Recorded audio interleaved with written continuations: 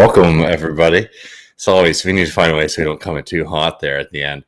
But welcome, everyone, to this week's bonus episode. I'm really looking forward to this one. We're going to be breaking down some of George Orwell's writings, as Matt is trying very, very hard to convert me to his way of life. Yeah. We have a audio version of this book, which I, in homage to my friend Matt, I listened to while playing some video games. There you go. I'm practicing the full Leckian system. Playing Zelda? I'm playing Zelda. Yeah, I've been enjoying it. This is a perfect. What's the like homeland in Zelda called? What, Hyrule? Hyrule. Could it be the? There you go. I have to say, I think Hyrule is a little bit more progressive than Britain. Yeah. But what's its place in sort of the world economy? What, Hyrule? I mean, it's an agrarian economy for the most part. There's some trading towards the fringes. It depends on what kind of race you are, too. I mean, I don't know how the water people and the fire people make their money. Interesting. But yeah, I mean, this could be one of our best episodes if we want to double back to this later. Do the political economy of The Legend of Zelda. All sorts of video games. Honestly, that sounds so horrible.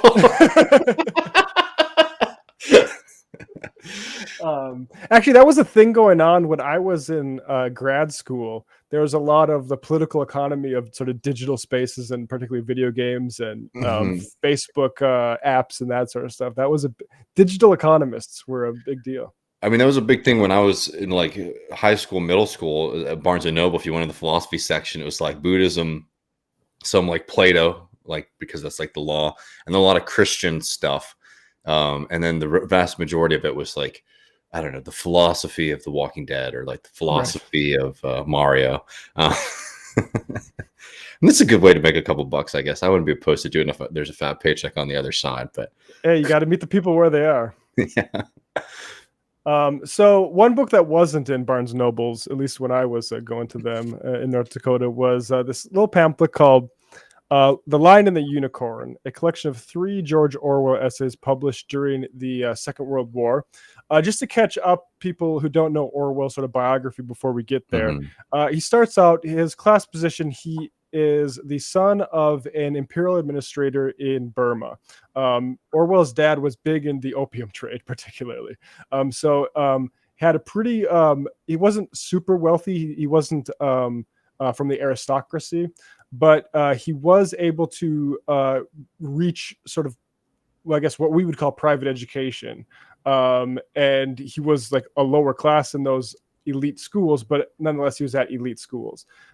Anyway, he goes to England, or not goes to England. He follows in his father's footsteps to become a Raj administrator, becoming a policeman in his late teens. But that only lasts for a few years. I don't even think 5 or so. He ends before his term is meant to expire, leaving money on the table because he just doesn't like it. He has a couple of essays about this, a hanging and shooting an elephant, and Burmese Days, the novel, is based on his time there. Not a great novel, but at least it's informed by like personal experience. So he comes back to the UK and he writes those essays on his experience as an imperial cop, speaking to the left. He starts writing more down and out in Paris and London. We sort of talked about. He goes and does he basically gets amongst it, right? He's really getting out in the world as somebody from his class in Britain can do. And he goes to Paris and lives with tramps in London, as he calls them. And then the Spanish Civil War breaks out. Orwell gets in with Trotskyists because I believe he goes to a number of different leftist organizations and he basically isn't trusted. And finally gets over with a sort of like branch of the Trotskyists who might have been like following out with Trotsky at their own point in the Spanish Civil War. And he goes and serves in the Spanish Civil War in Catalonia, takes a bullet to the neck from a fascist as he's doing guard duty, and gets sent home. And that really informed, he gets really radicalized there, not only in, as he writes, for democratic socialism, but against totalitarianism. And this is where not only his anti-Hitler stuff comes, but his anti-Stalin sort of principles, and really, like, I guess, axe to grind. And there's some evidence that the Stalinist organizations there, which he viewed as counter-revolutionary in Spain. And I don't know how to litigate that, but that's just what Orwell felt. Mm-hmm. And so he comes back, basically thinking that. And what I meant to say about that is there's some archival evidence. I haven't checked to see if this has been refuted yet, but that they actually wanted Orwell himself dead because he had previously published and was his figurehead. Anyway, so he's a figure on the left who, unlike other parts of the left, is ready to go to war with Hitler and thinks the UK should do it. He's not a pacifist at all, and he thinks that. As we'll find out now, like he's also seen in the context of Mussolini and Hitler using nationalism to come to such power. And that's where we come here. And we won't get to this part because this is in the second essay, but this kind of gives a place, gives an impression of where Orwell's mind is at in terms of what this war has done to the ability of the people to understand what sort of situation they're in. So Orwell writes, and this is, like I said, in the second part of this essay, Shopkeepers at War. Russia, the only definitely socialist country, was backward and far away. All criticism broke itself against the rat trap faces of bankers and the brassy laughter of stockbrokers. Socialism, ha ha ha. Where's the money to come from? Ha ha ha. Mm-hmm. The lords of property were firm in their seats and they knew it. But after the French collapse, there came something that could not be laughed away, something that neither checkbooks nor policemen were any use against: the bombing. Zwee boom, what's that? Oh, only a bomb on the stock exchange. Zwee boom, another acre of someone's valuable slum property gone west. Hitler will at any rate go down in history as the man who made the city of London laugh on the wrong side of its face. For the first time in their lives, the comfortable were uncomfortable. The professional optimists had to admit that there was something wrong. It was a great step forward. From that time onwards, the ghastly job of trying to convince artificially stupefied people that a planned economy might be better than a free-for-all in which the worst man wins, that job will never be quite so ghastly again. And the reason I've thought of this essay a lot during the COVID pandemic. And, we've talked about even the Republicans had to start spending money, right, with the CARES Act and give people checks. Unfortunately, I don't feel like the message has been driven home as much as Orwell thought or hoped. One thing that should be said about this essay is it is sort of rhetorical writing toward a movement and not analytical or philosophical writing. And so it's hard to see how Orwell's being, if he's genuinely so optimistic or if he's trying to speak something into existence here by ultimately say we need a movement of the people against, because he goes into the gerrymandered nature of the electoral process and everything like that too. So all of that context said, David, unless you have anything you want to come in with, I will start this narration.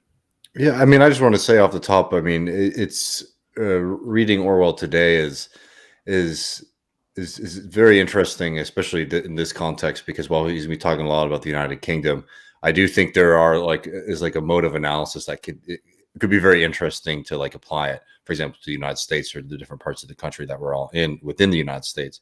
I'll just say Orwell is a complicated figure amongst many on the left, specifically one because of his adamant opposition to the Soviet Union, but also later when he did deliver a list of suspected communists to British intelligence.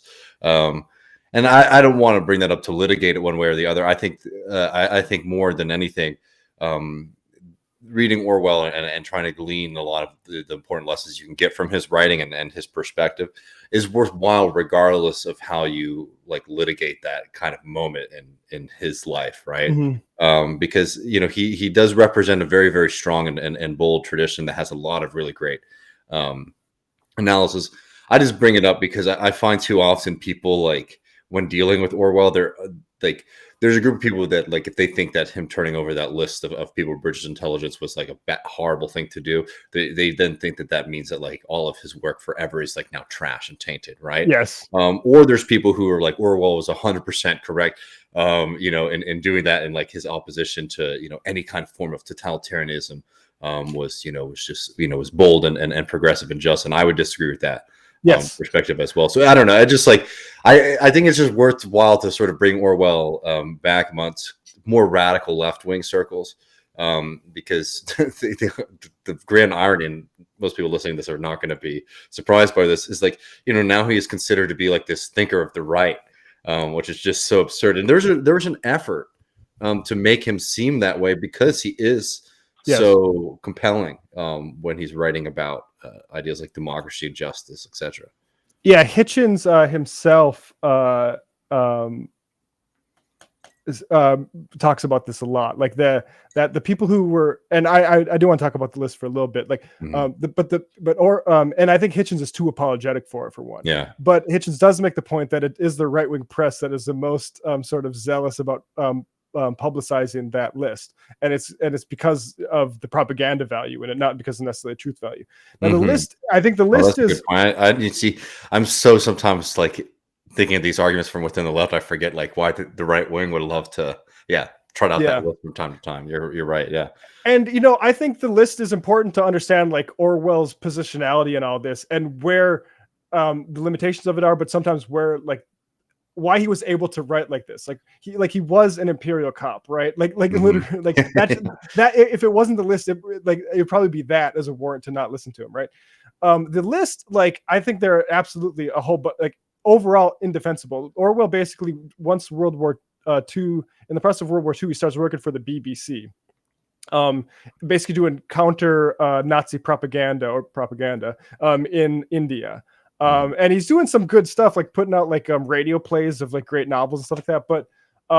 But fundamentally, he is a creature of that Borg, right? Like he is in the state, and all of the insight, I think, that comes from like 1984, and that stuff probably comes from that. And it is a trade-off, right? Like he does, he calls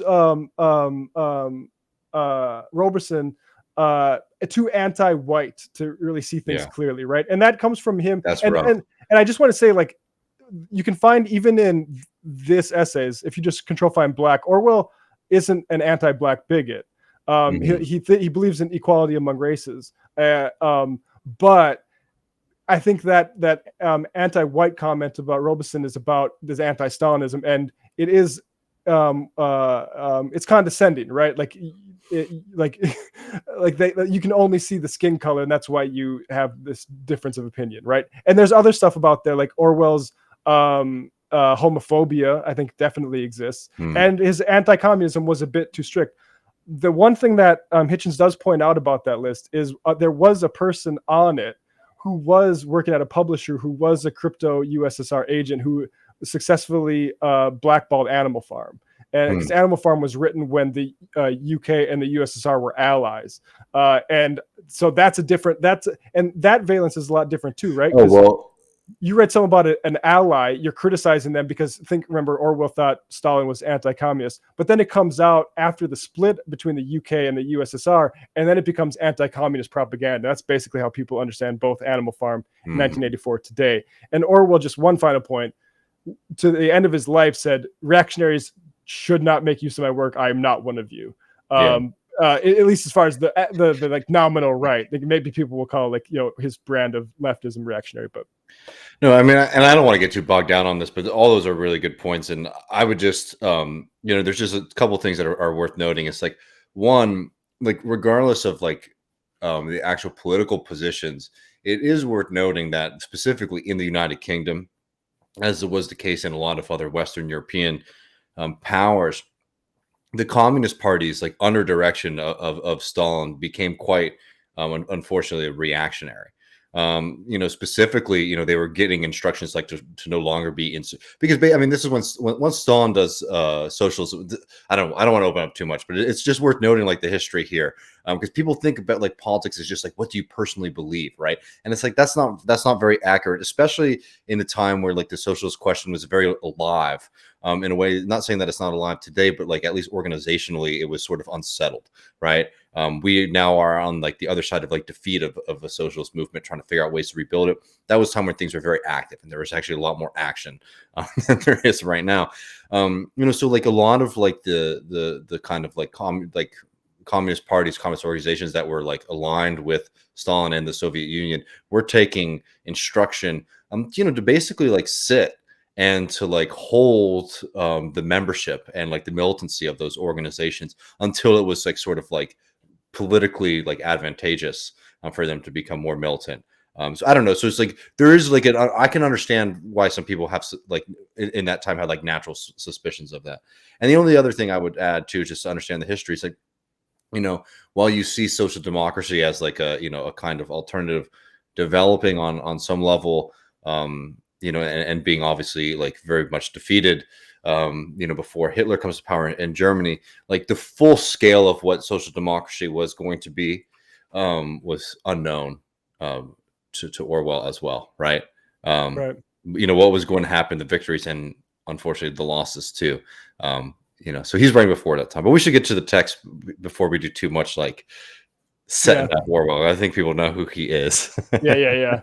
I think that's good. And so we'll start here with, I think it's one of the more, and actually, I have to do one more prefatory note. I think you can see the way Orwell says, like, actually nationalism in a wartime could be the way to where we need to go. Maybe a hint at where Christopher Hitchens goes wrong. Oh, for sure. A little bit in this essay, actually. That's my hot take about Hitchens, like Iraq war shit.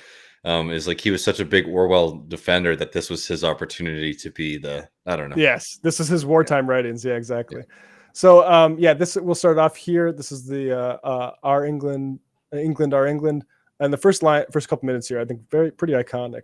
And if you want to share this, David. Oh, excuse me.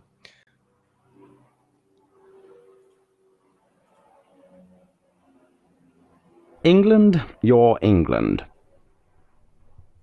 As I write, highly civilized human beings are flying overhead, trying to kill me. They do not feel any enmity against me as an individual, nor I against them. They are only doing their duty, as the saying goes. Most of them, I have no doubt, are kind-hearted, law-abiding men who would never dream of committing murder in private life. On the other hand, if one of them succeeds in blowing me to pieces with a well-placed bomb, he will never sleep any the worse for it. He is serving his country, which has the power to absolve him from evil. One cannot see the modern world as it is unless one recognizes the overwhelming strength of patriotism, national loyalty. In certain circumstances it can break down. At certain levels of civilization it does not exist. But as a positive force there is nothing to set beside it.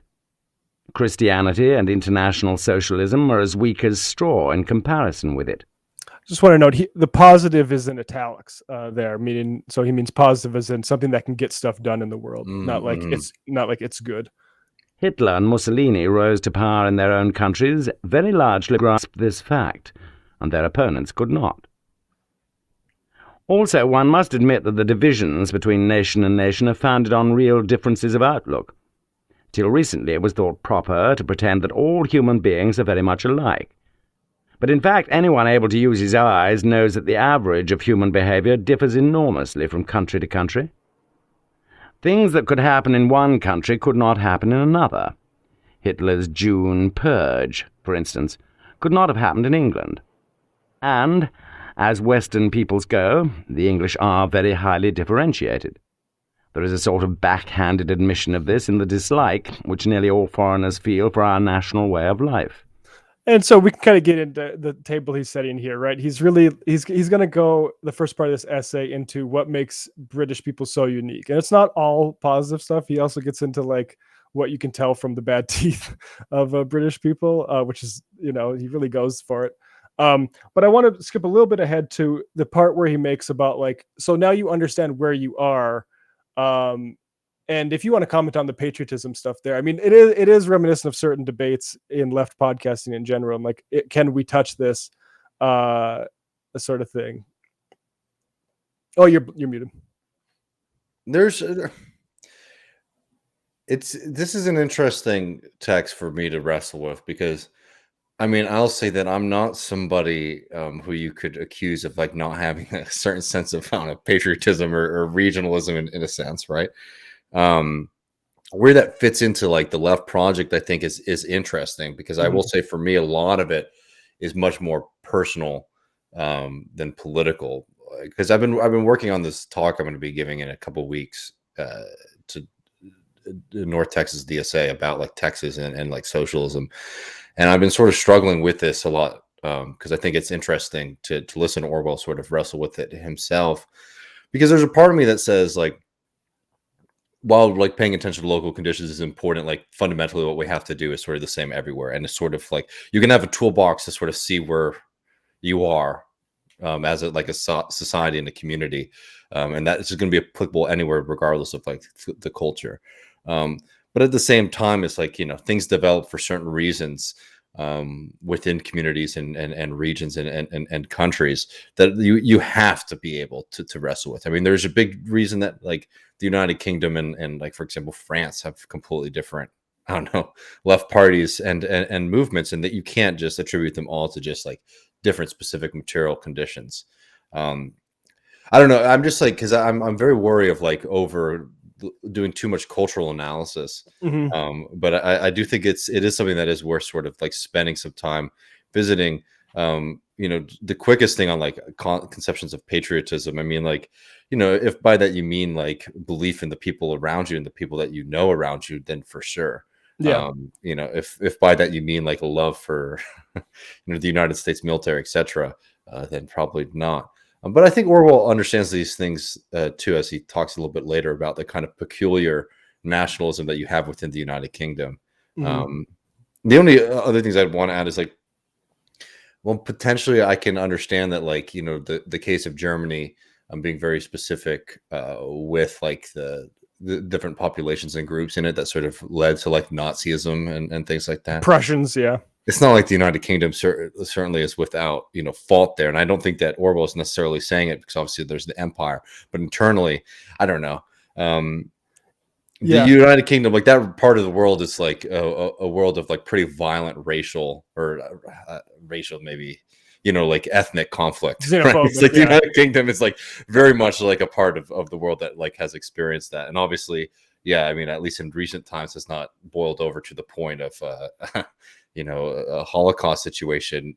I don't know, like to wave it off as like completely impossible there, I would quibble with that a bit. Yeah. I mean, I just one bit of sort of to measure the Orwell arc from this essay to 1984, and like I said, this is one of my favorite essays. But I do think his outlook in this is we need to get everybody, including, like we said, like the small shopkeepers and stuff like that. Like, and in 1984, the refrain is "the hope is in the proles," and it's basically not going to be in like getting different types of class of patriots to all come together to fix this. And like that comes from after this moment passes that he thought was going to lead to revolution, and it really didn't quite lead there.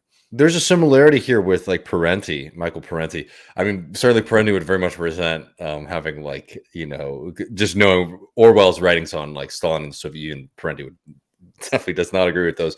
But with, for example, like the idea, I mean, Parenti gets in trouble a lot of times with a lot of leftists for like his belief in like including small business as a part of like a socialist movement in this country, right? Right. I don't know. It's just like, I think this is sort of like looking at the table and looking at the board and trying to figure out a strategy towards victory. Yeah. All right, we'll continue on a little bit more with this notion of countries only changing in certain directions. And the red pillar boxes have entered into your soul. Good or evil, it is yours, you believe. And this side the grave, you will never get away from the marks that it has given you. Meanwhile, England, together with the rest of the world, is changing. And like everything else, it can change only in certain directions, which up to a point can be foreseen. That is not to say that the future is fixed, merely that certain alternatives are possible and others not. A seed may grow or not grow, but at any rate a turnip seed never grows into a parsnip. It is therefore of the deepest importance to try and determine what England is before guessing what part England can play in the huge events that are happening. 2. National characteristics are not easy to pin down, and when pinned down they often turn out to be trivialities or seem to have no connection with one another. Spaniards are cruel to animals. Italians can do nothing without making a deafening noise. This is where Orwell wants to go on Come Town. The Chinese are addicted to gambling. Obviously, such things don't matter in themselves. Nevertheless, nothing is causeless, and even the fact that Englishmen have bad teeth can tell one something about the realities of English life. Here are a couple of generalizations about England that would be accepted by almost all observers. One is that the English are not gifted artistically. They're not as musical. All right, we'll kind of move on a little bit there, but you kind of get that next section is very funny. Yeah, He basically just shits on like the English aren't philosophical people. They're not artistic people, and the only thing that they can do is literature. Which is his line about literature also pissed people off too, because he says that literature only really matters within your own country, right? Within your like own linguistic group, because once it's translated to another language, it's useless. It's like all but useless. Yeah. So here is a little bit more about so he builds into like that sort of like, again, like telling British people about how special they are, but it's into this point about how we really care about the liberty of the individual. And I think there's some lessons for maybe Americans in this section here. Centers round things which, even when they're communal, are not official. The pub, the football match, the back garden, the fireside, and the nice cup of tea. The liberty of the individual is still believed in, almost as in the 19th century, but this has nothing to do with economic liberty, the right to exploit others for profit. It is the liberty to have a home of your own and to do what you like in your spare time, to choose your own amusements instead of having them chosen for you from above. The most hateful of all names in an English ear is... That's where you see a little bit of the cancel culture stuff come on, interestingly. ...is Nosy Parker. It is obvious, of course, that even this purely private liberty is a lost cause. Like all other modern peoples, the English are in process of being numbered, labelled, conscripted, coordinated. But the pull of their impulses is in the other direction, and the kind of regimentation that can be imposed on them will be modified in consequence.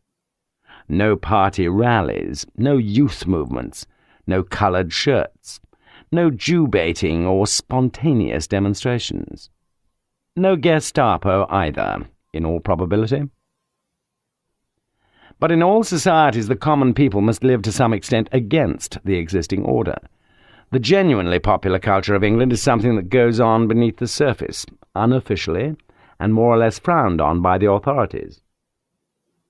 One thing one notices if one looks directly at the common people, especially in the big towns, is that they are not puritanical. They are inveterate gamblers, drink as much beer as their wages will permit, are devoted to bawdy jokes, and use probably the foulest language in the world. They have to satisfy these tastes in the face of astonishing hypocritical laws, licensing laws, lottery acts, etc., etc., which are designed to interfere with everybody, but in practice allow everything to happen. Also, the common people are without definite religious belief, and have been so for centuries.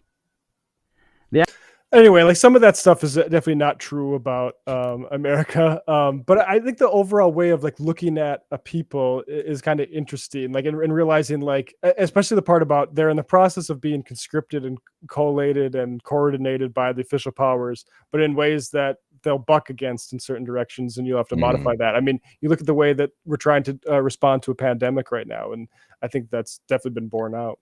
I mean, the legal tradition is it is important to sort of look at, and especially in the United Kingdom and the United States, right?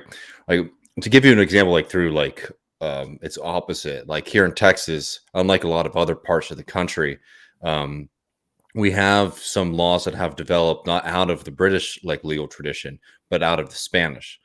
So the separation between like land rights and what we call mineral rights here. And I think there's a couple other states that have this, but this comes from the Spanish crown, right?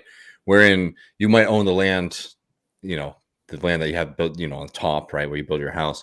But if you find gold, and that's where the law basically comes from, or any kind of precious metals, it would belong to the king, which is something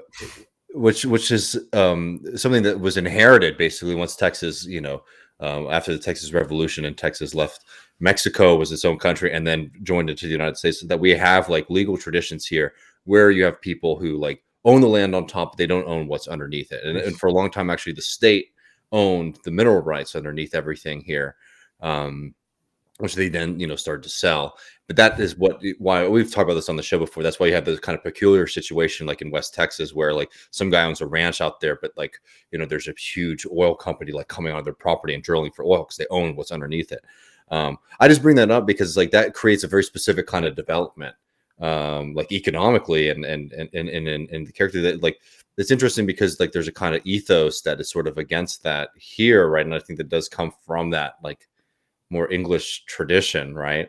But you have a very different like legal structure, and I'm like those kind of like distinctions really do end up mattering when especially like as you're noting, like when we are thrown into a new situation, like with the pandemic, right? The idea of like individualism and like people saying like, even though this like might make sense, I'm going to oppose it because like this idea of like personal liberty and like, checking like the federal powers or, the powers of the crown and, back in the older times in the United Kingdom.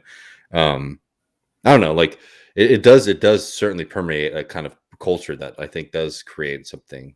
Yeah.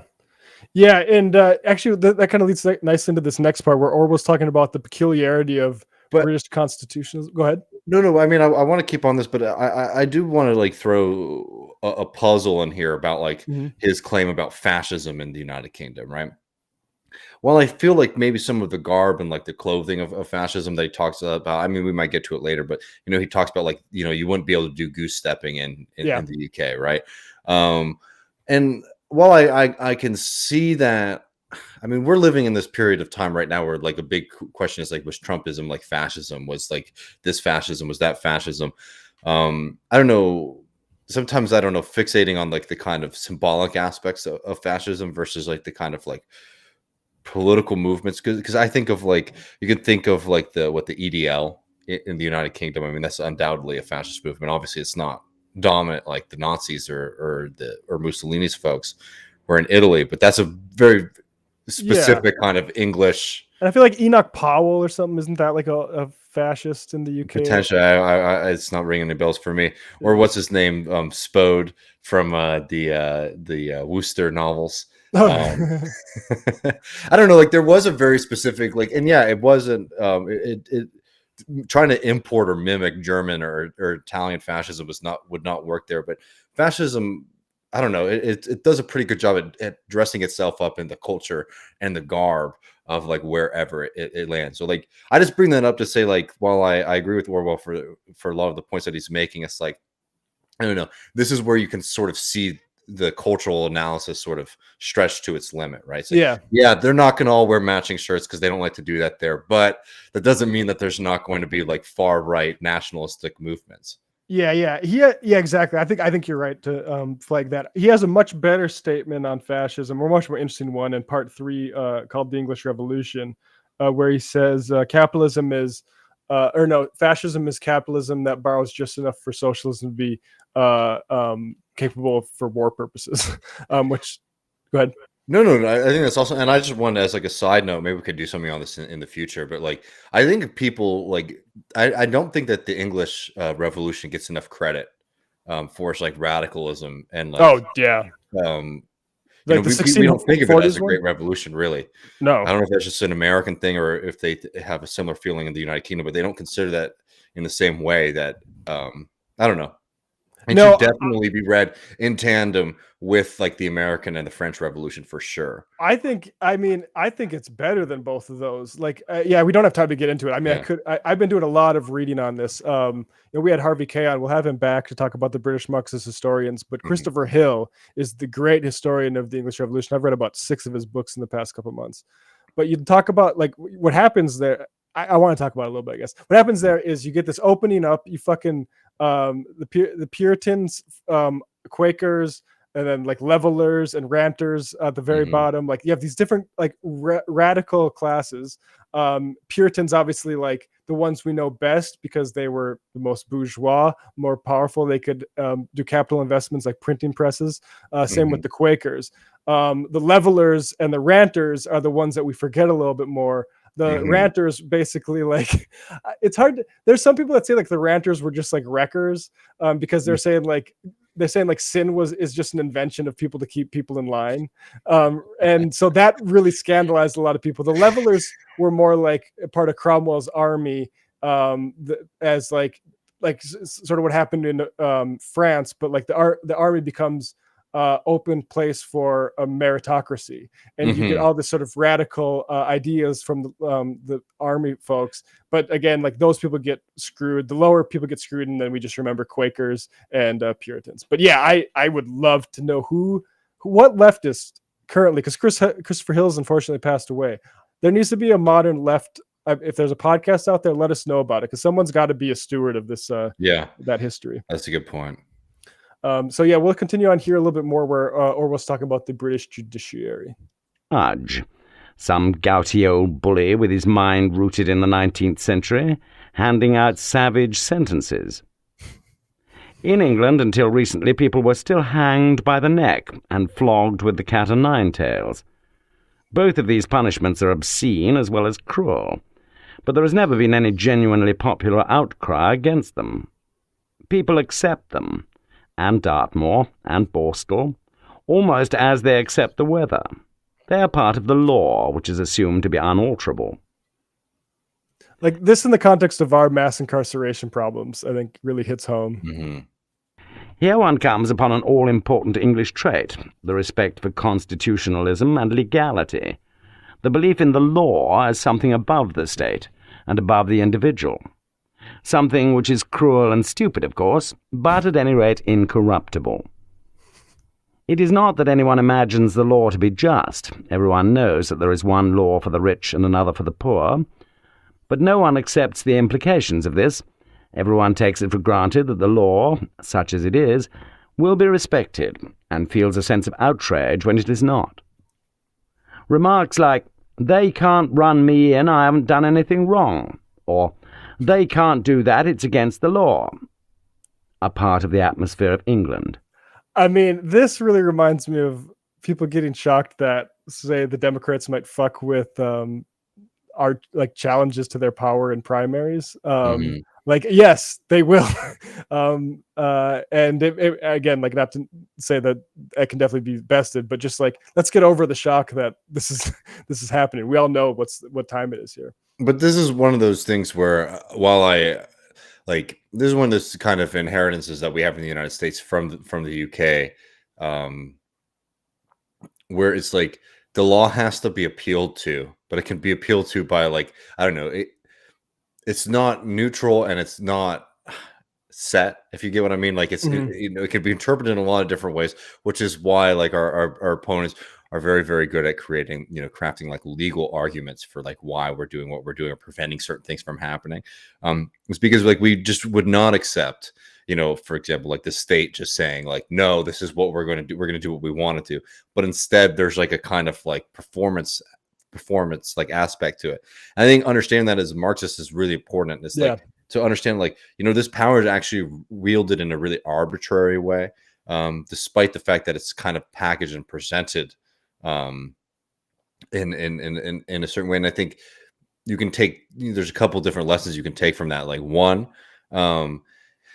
is that, okay, well, it's worthwhile being versed in these enough to be able to make certain kind of appeals. This is literally like, I feel like a big part of like Harvey K's stuff, right? It's like, being a radical, but also like knowing like, okay, well, we have to present these things in ways and in languages and in terms that like fit in our kind of narrative. Right. And I think that's really, really critical. And then two, it just like at the same time being able to remember that like the state is just coming up, and the capitalists in general, like just coming up with excuses for what they intend to do, and not getting too worked up sometimes in like, I don't know, semantic arguments with them. It's like, well, this is not what this, the first was meant to protect, right? It's like, They're Yeah, doing yeah. it because they have the ability and the power to do it, and we need to find ways to make it so that the arguments that they're making are just they would be unable to do it because like the social powers are already refusing them, regardless of what, like, for example, the courts are saying or lawyers are saying. Right, exactly. Skip ahead a little bit here. This is where Orwell starts getting well, he goes off into the British moneyed class and how insensate it is. During the 1920s had been bad enough. Let's go back. Name of stuffed shirt. He was simply a hole in the air. The mishandling of England's domestic problems during the 1920s had been bad enough. But British foreign policy between 1931 and 1939 is one of the wonders of the world. Why? What had happened? What was it that at every decisive moment made every British statesman do the wrong thing with so unerring an instinct? The underlying fact was that the whole position of the moneyed class had long ceased to be justifiable. There they sat at the centre of a vast empire and a worldwide financial network, drawing interest and profits and spending them. On what? It was fair to say that life within the British Empire was in many ways better than life outside it.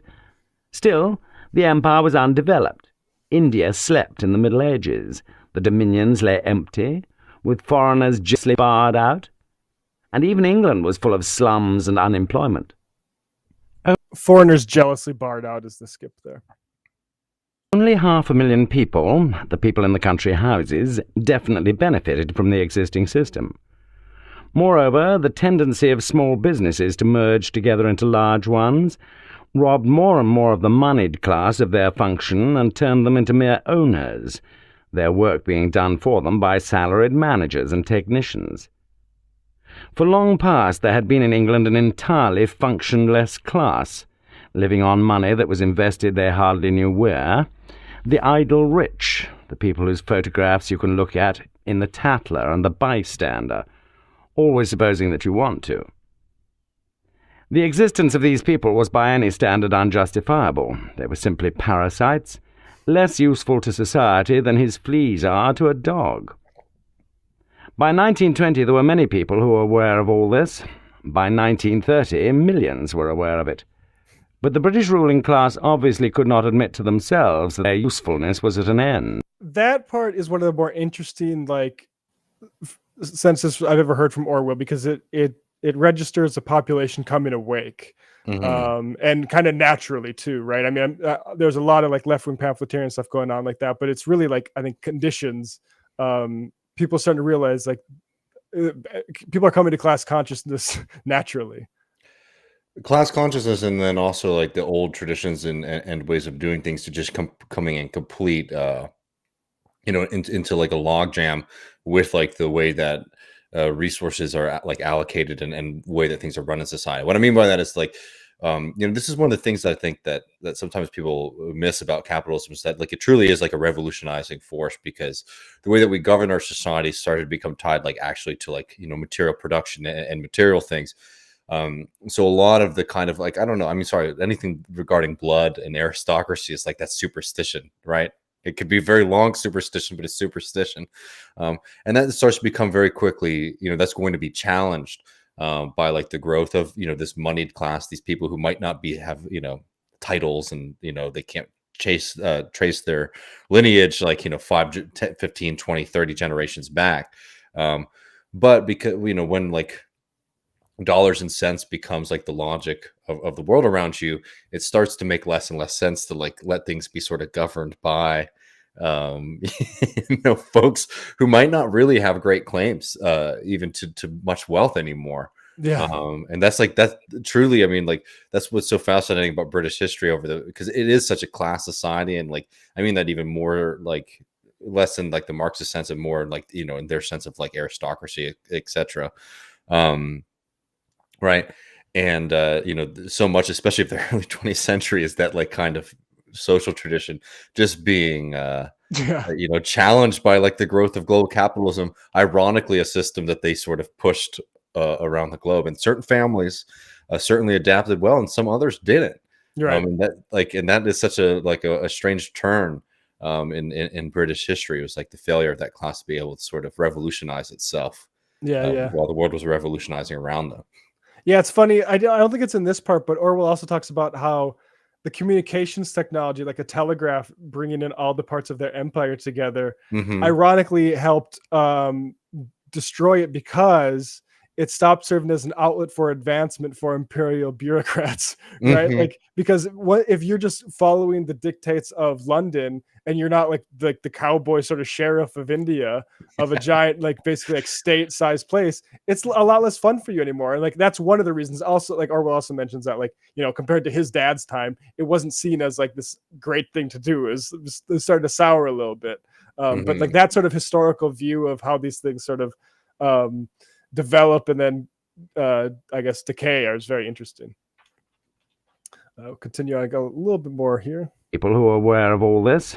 By 1930, millions were aware of it. But the British ruling class obviously could not admit to themselves that their usefulness was at an end. Had they done that, they would have had to abdicate. For it was not possible for them to turn themselves into mere bandits, like the American millionaires. There's that Blair Mountain, maybe a reference there. Oh, fascinating. Yeah. Had they done that, they would have had to abdicate. For it was not possible for them to turn themselves into mere bandits, like the American millionaires, consciously clinging to unjust privileges and beating down opposition by bribery and tear gas bombs. After all, they belonged to a class with a certain tradition. They had been to public schools where the duty of dying for your country, if necessary, is laid down as the first and greatest of the commandments.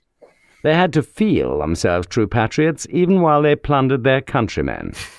Clearly there was only one escape for them, into stupidity. They could keep society in its existing shape only by being unable to grasp that any improvement was possible. Difficult though this was, they achieved it, largely by fixing their eyes on the past and refusing to notice the changes that were going on round them. There is much in England. Sounds kind of familiar a little bit. Just a gerontocratic ruling class that just like focused on the past. Honestly, like the Democrats literally could run with that. Don't stop thinking about tomorrow. And then just this final one of my favorite parts from Orwell here, where he's talking about continuing this theme here about how the ruling class basically couldn't understand the changes that were going around it. And I wondered this. I don't think it's apparent enough for at least me to comment on it, but like I know I certainly don't understand China enough to like comment like feel comfortable about what the next thing is. And I certainly don't trust say the folks who stewarded the American empire of the last like 40 years to be any more informed than I am in that. So here's a little bit more of this. There we go. Helpless against any serious attack from the outside. They could not struggle against Nazism or fascism because they could not understand them. Neither could they have struggled against communism if communism had been a serious force in Western Europe. To understand fascism, they would have had to study the theory of socialism, which would have forced them to realize that the economic system by which they lived was unjust, inefficient, and out of date. But it was exactly this fact that they had trained themselves never to face. They dealt with fascism as the cavalry generals of 1914 dealt with the machine gun, by ignoring it. After years of aggression and massacres, they'd grasped only one fact, that Hitler and Mussolini were hostile to communism. Therefore, it was argued, they must be friendly to the British dividend drawer.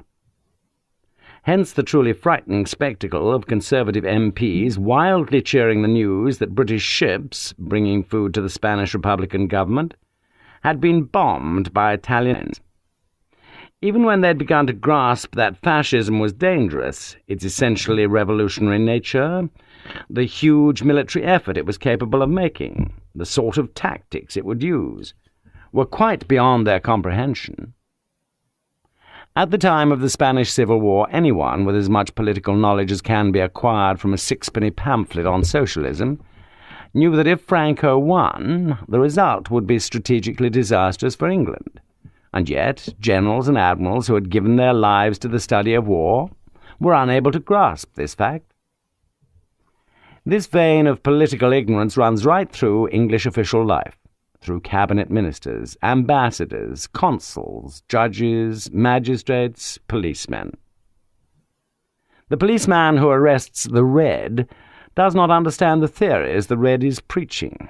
If he did, his own position as bodyguard of the moneyed class might seem less pleasant to him. There is reason to think that even military espionage is hopelessly hampered by ignorance of the new economic doctrines and the ramifications of the underground parties. The British ruling class were not altogether wrong in thinking that fascism was on their side. It is a fact that any rich man, unless he is a Jew, has less to fear from fascism than from either communism or democratic socialism. One ought never to forget this, for nearly the whole of German and Italian propaganda is designed to cover it up. Now that, I think, is one of my favorite lines about that, the sort of fascist propaganda, how it's basically designed to cover up the fact that this is for the rich folks. And like when we talk about all these sort of populism stuff now, I think it's often like, who are we really protecting here? No, I mean that is such an interesting and crucial point. Like, I mean, it's interesting to remember too, like in the terms of like fascism in the Italian sense, that like Mussolini himself was a socialist for much of his life, and was prominent enough that once he became a member of the fascist party and broke with the left, that Vladimir Lenin himself said like, we've lost like a great orator and like propaganda arm of the working class, right? What I mean by that is like, is to sort of point to what fascism truly represented in the 20th century, which was a rhetorical style to appeal to the immiseration of working class peoples, but a governing style and an intention to sort of prop up and protect the power of the moneyed and industrial classes, while being able to speak one language, doing something else, right? Mm-hmm. And that truly was, what fascism, like that truly is like the innovation, if you want to call it, of fascism there. And I think some of the kind of conversation about what right-wing populism is, I think that's like a big topic. So I don't want to be too lazy here, but you can definitely see a similarity with that, right?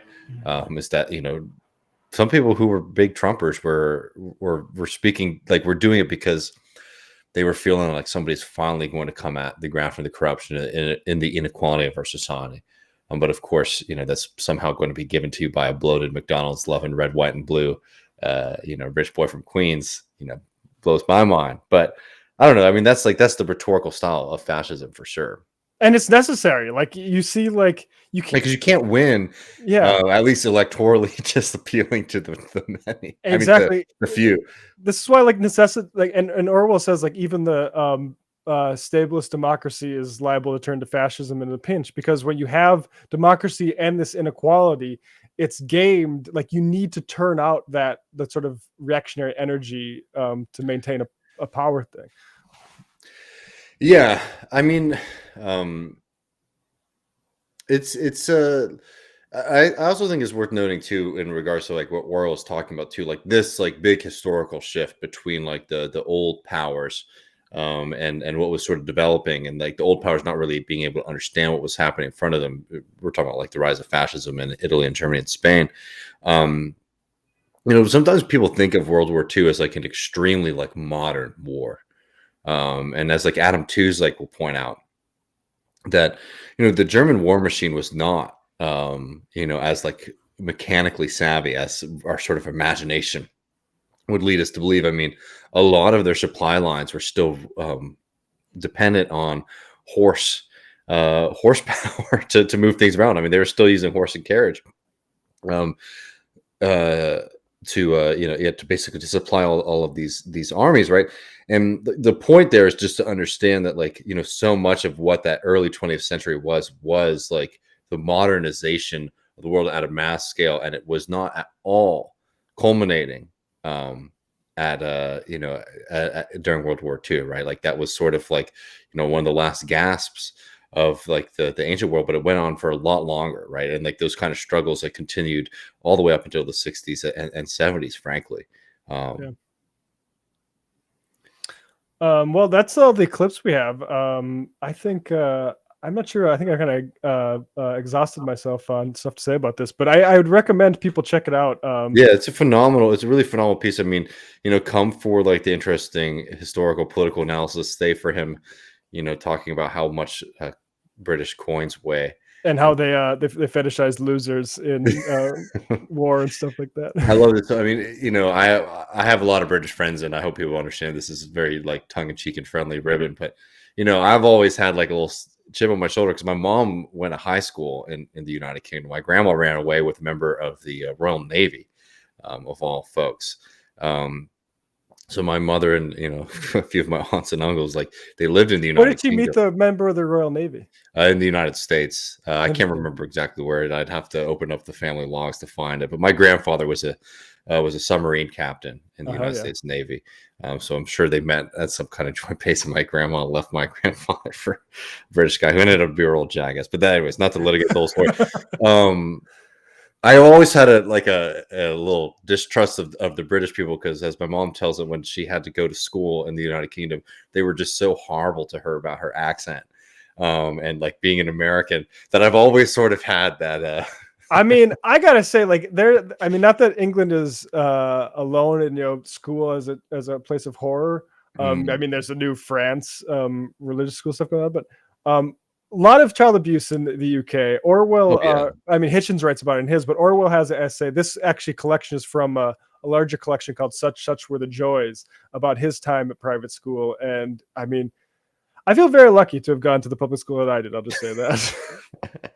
Yeah, I mean, no, the stories I heard were just horrible. Though I can't imagine school like in the 70s was a nice time either in the US. Right.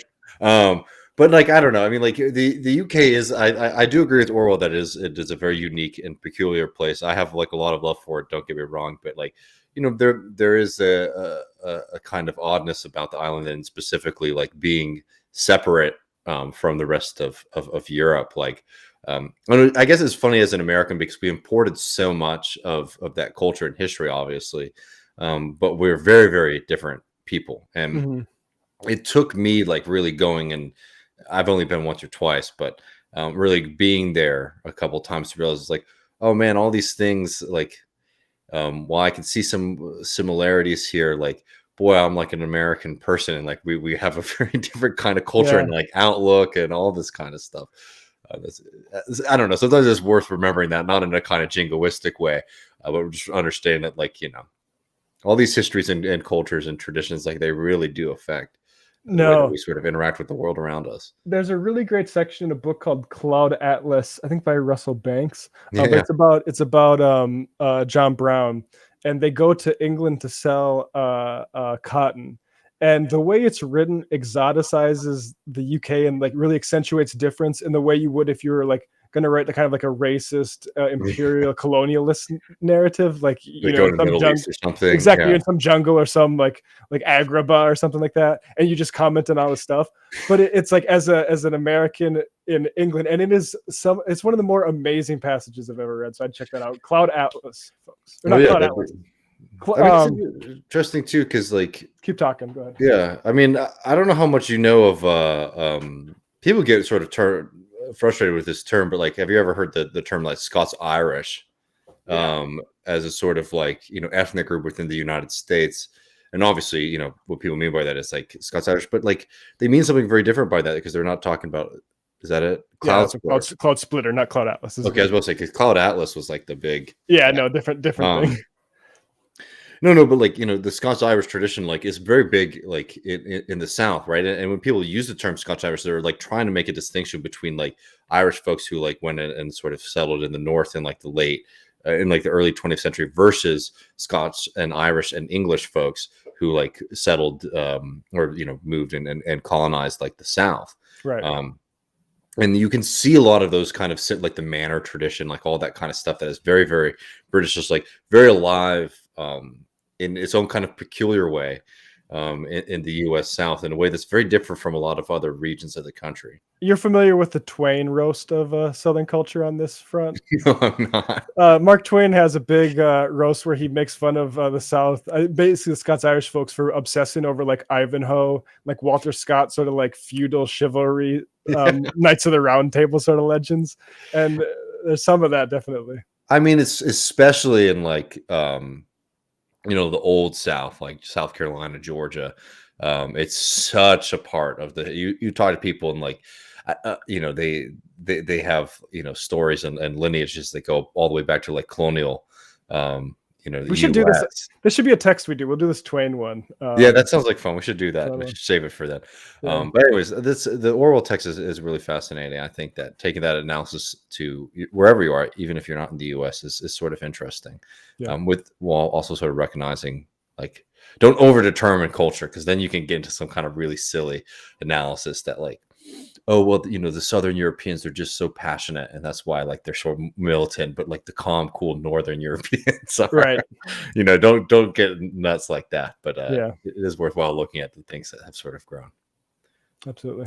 All right, y'all. Well, we'll see you next Tuesday for a Griscom stream, and next Wednesday for the main show. Thanks very much for all of the support and love. As always, feel free to reach out to us with any questions, concerns, comments, or just ideas for future shows.